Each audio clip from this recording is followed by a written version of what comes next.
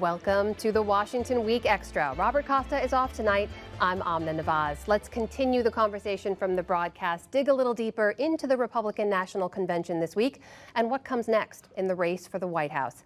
Now, usually candidates hit the road after their conventions, meeting voters and campaigning all over the country.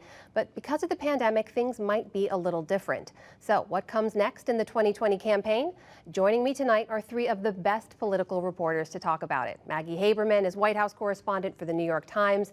Errin Haines is editor-at-large for the 19th. And Balz is chief correspondent for the Washington Post. Thanks to you all for being here. Maggie, I want to start with you and ask you about some of the things we're likely to see in the weeks ahead. When you look at the way the Trump campaign has started to attack the Biden-Harris campaign, there's been kind of a kitchen sink approach, throw everything at them and see what sticks. Is there a coherent strategy to try to take down Biden and Harris in the weeks ahead?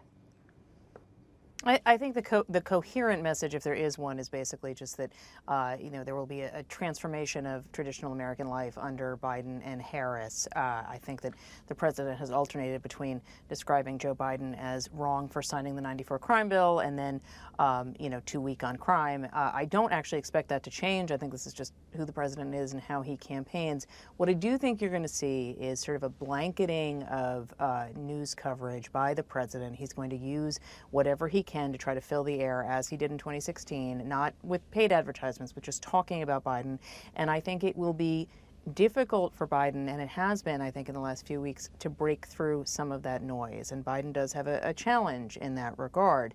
I think you're going to see President Trump, do sort of a normal campaign schedule as you would see in a non-pandemic cycle. I don't think you're going to see Joe Biden doing that, although you are going to see more of Joe Biden. But I don't think that, while I think this race is likely closer than some of the public polling shows, the president is on defense in every state that he needs to win. And it shouldn't be forgotten that that's the position he's starting from. I think you are going to see him get more aggressive. I think this is going to be one of the ugliest national campaigns we've ever seen. And I think a lot will ride on the debates. Balz, let me ask you about one of the ways we've seen Democrats try to break through that messaging. As Maggie just mentioned, we saw a number of Republican defections, if you will, during the Democratic National Convention, and among them was former Senator Jeff Flake of Arizona. When you look at a state like Arizona that both of them are fighting for, both sides are fighting for, does that have any kind of an impact on the state of play in that one state? Well, it does have some potential impact. I mean, the endorsement from Senator Flake is an important endorsement for Joe Biden. In much the same way that the Trump convention was trying to give people who, may be wavering or disgusted with the president some permission to come back in and to give him a more serious look. I think what the Biden campaign has done, and they did it at their convention and they'll continue to do it, is to say to Republicans who are quite disaffected from Trump but have never voted Democratic in their lives, that this is a year to do that. That this is a person who, as president, would not necessarily pursue all the policies that you agree with, but would bring back a tone to governing that they would feel more comfortable with. And I think that we'll see what can happen in Arizona. But I think in general, we're seeing that. We're seeing former staffers for George W. Bush, former staffers for Senator Mitt Romney, saying that they are going to vote for Joe Biden this year. And I think that's an important element of the unity message, if you will, from the Biden-Harris ticket. Errin Haines, you're joining us from Philadelphia, I believe. Let's talk about Pennsylvania then. We talk a lot about the big issues we've heard from both sides. Now this is a battle for the soul of the nation in this upcoming election. When you talk to voters there, what is it that's top of mind from them? What messages do they want to hear in the weeks ahead? Well, I think that the voters that I'm talking to on both the Democratic and Republican side, both of them were kind of hungry for more of a plan for what either of the men who is seeking to become the next president of this country is going to do for the people who are, dealing with the daily reality of a public health and economic crisis in the pandemic. And, I think the other thing, too, is that, Donald Trump and Joe Biden are both two people who have been in public life for decades. I can't remember an election where you've had higher name ID for two general election candidates, 10 weeks into the election. This is not, two people who are introducing themselves to the country. We know who Joe Biden is. We know who Donald Trump is. I think that a question in this election for voters is who America is and who we are as a country, which is really the question that we've been asking as a nation for most of this summer, and that people may be answering at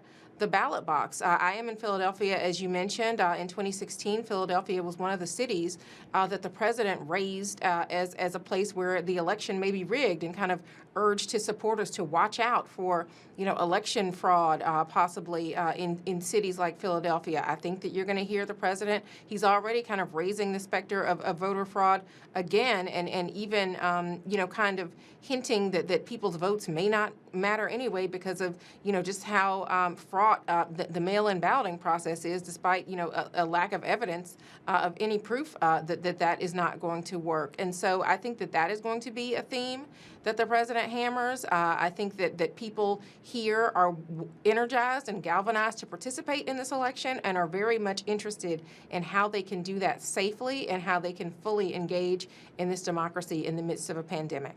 Dan Balz, as Errin mentioned, that daily reality for so many people, we can't really overstate the importance of that. The fact that this election is unfolding during a pandemic, and at the same time, President Trump is still in charge, trying to respond to that pandemic. We've heard that they're hanging a lot of hope on things getting better. The promise that the numbers will start to go down, the promise of a vaccine soon. Schools are reopening, flu season is ahead. A lot could get worse, as the health experts have warned. So is that a risky strategy to hang everything on things getting better in the weeks ahead? Well, it is a risky strategy, and in fact, as watching the convention, for the most part, Trump and the other Republican speakers wanted to suggest that, for the most part, the pandemic is in the rearview mirror. That we're on the upward swing, and we're going to have a vaccine sooner than anybody could imagine, and that all is going to be well, and the schools will be fine. But it goes against the experience of people's daily lives. I mean, in all ways, people are looking at this pandemic as the overriding issue in their life right now. Everybody is affected by it in one way or another. And we're going into now the school season.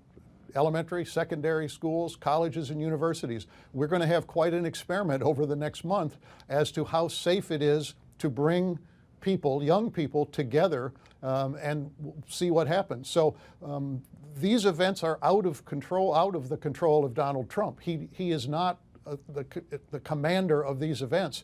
He is watching them and trying to deal with them as he can.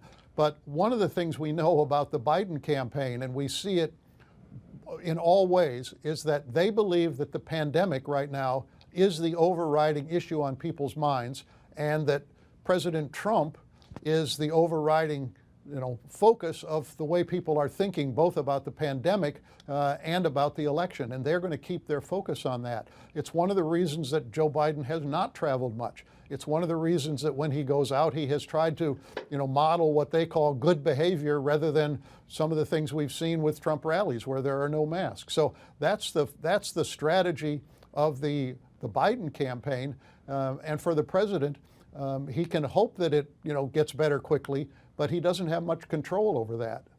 Maggie, that brings me to you, because we had some reporting late tonight about the effect of that travel, about the decisions that the president and vice president have made to continue to get back out on the road and meet with people, the effect that's having on their own Secret Service, that many members of the Secret Service have in fact themselves come in contact with people who were infected and have had to then seclude themselves and isolate. And I wonder if from the folks you talk to, if any of that, as it is hitting closer and closer to the inner circle of the president, if any of that is impacting or influencing how they're thinking about the strategy moving forward. No, not at all, frankly. I mean, they've continued to act as if it is not a problem. Even when some of their own people get sick, they have tried to keep it quiet when their own people have gotten sick. That has been easier said than done most of the time. There are people in the White House who share the president's attitude that this is overblown, that people are overreacting. There are also a number of staffers in the White House who are really afraid, and they will say it privately, of getting sick themselves. And so there is this push-pull of people who work for the president, who support him, but who also don't necessarily believe what he is saying about this virus and what he is telling the American public. The president and his team are going to continue on with this. There are members of the vice president's staff who, have for a while questioned some of the extents of the shutdowns. I think that I want to go to one other issue that we don't know about, that the president doesn't have control over directly, although he could have more control certainly than Joe Biden in terms of how this election goes, and that's going to be who votes. We just don't know. We do not know who is going to be turning out in the middle of a pandemic, as the president is showing sort of something of a cavalier attitude that has alarmed a number of people. So, the president's going to continue to go on, as he did in New Hampshire tonight, with no mask, with half the crowd not wearing masks, some of his own senior advisors not wearing masks, and we will see how people respond to that in the coming weeks. Errin, Haines, I want to give you the last word here. Maggie just mentioned we don't know who's going to turn out. We've already seen a lot of doubt seated in the mail-in ballot process, and again, this is all unfolding during a pandemic. From the folks you talked to there, from the places you've reported, how are people viewing how safely they can vote? Well, I think a lot of people are people who previously had not been open to the idea of mail-in balloting, particularly Black voters, in communities where there was, historic disenfranchisement. The kind of people who like to see their ballot kind of go into the ballot box, right? Those people are also open now to that as the safer way to do that. You saw that on full display during the Democratic National Convention. You have, Joe Biden, Kamala Harris, and pretty much every surrogate urging people to text the campaign to make a vote plan to figure out how they were going to vote safely. Early voting is going to be underway within a month, in some states in this country. And that is also something that people are being urged to do so that they aren't in the long lines that are almost inevitably going to be created by a lack of poll workers. Most of those people are usually older, which means fewer precincts. Which means, that potentially people could be waiting in long lines. But again, because so many people, especially Black and brown voters, see this election as existential, they are literally willing to put their health at risk to cast their ballot. So many of them are telling me, including some of the older Black Americans who frankly lived through, the kind of voter suppression that was life-threatening.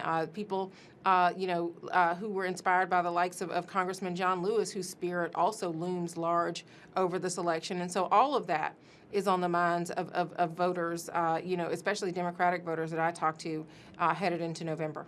Well, these have been conventions like no other, and it will be an election like no other as well. That is for sure. And that is it for this edition of the Washington Week Extra. Thank you very much to Maggie Haberman, Errin Haines, and Dan Balz for their time. You can listen wherever you get your podcasts or watch on the Washington Week website. While you're online, go ahead and sign up for the Washington Week newsletter. That's where you'll get an advanced look at our show each week. I'm Amna Nawaz. Thank you for joining us, and we'll see you next time.